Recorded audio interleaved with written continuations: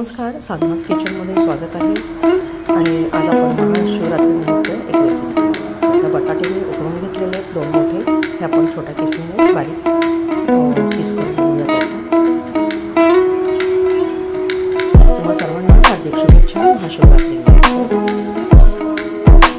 आपल्याला उपवास आणि उपासना दोन्ही करायचे असतात.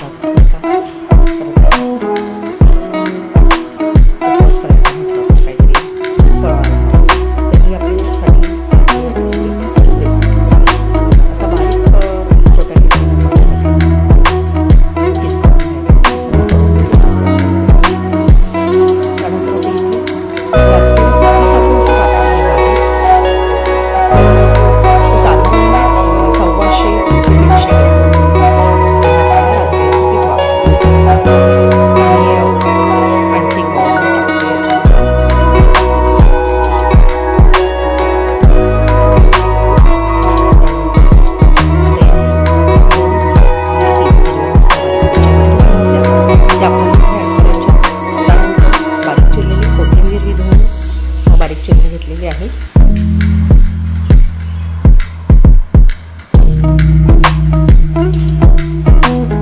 इथे आपल्याला थोडंसं जिरं वापरायचे. नेहमी 30 खिचडी किंवा कंटाळतो नाही का. आता इथे सगळं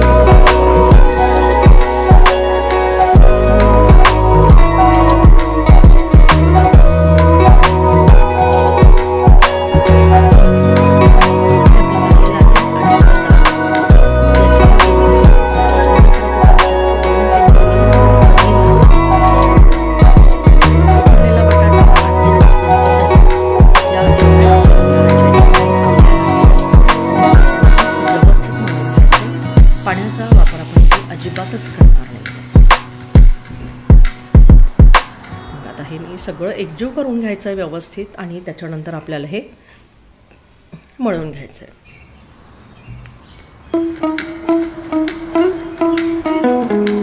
आपण बटाटा उकडलेला तो जरा बारीक किसणीने किसून घेतला होता, त्यामुळे अजिबातच गोठळ इथे होत नाही, काही नाही आणि व्यवस्थित आहे. आता हिरवी मिरची मी याच्यामध्ये चिरून घातली आहे. समजा जर तुम्हाला मिक्सरमधून असं वाटलं की मिरची मिक्सरमधून जराशी बारीक करून घालावी तर काही हरकत नाही.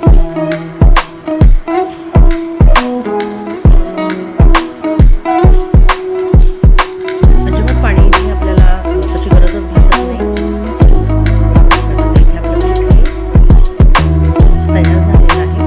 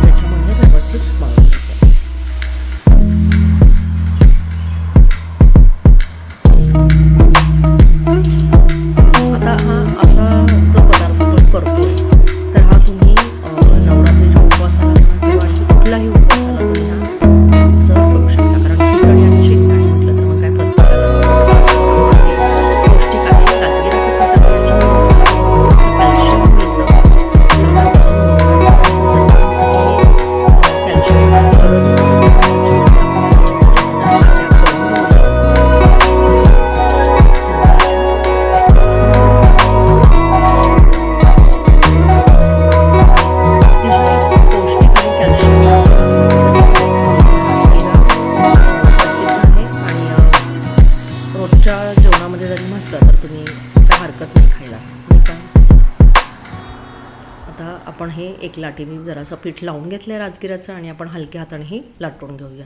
सहज लाटल्या जाते, त्यामुळे कुठल्याही याला अडचण वगैरे येत नाही. जरासं पिठाचा हात लावायचा आणि लाटून घ्यायची व्यवस्थित. तुम्ही मोठ्या आकाराची करा, छोटी करा, कशी तुम्हाला हवी तशी तुम्ही लाटी लाटून घेऊ शकता.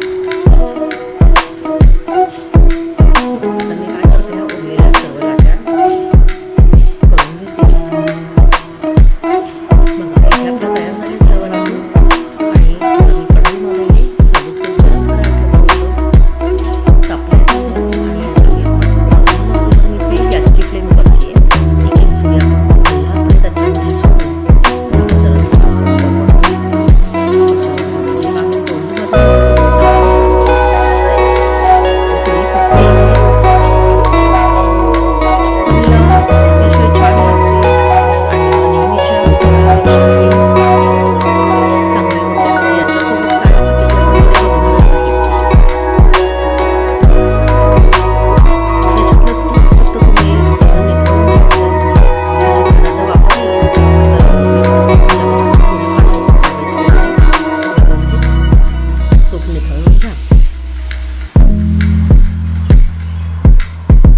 उकडलेला बटाटा वापरून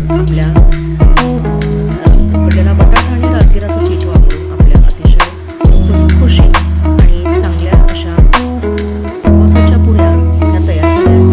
जर तुम्हाला वाटलं तुम्ही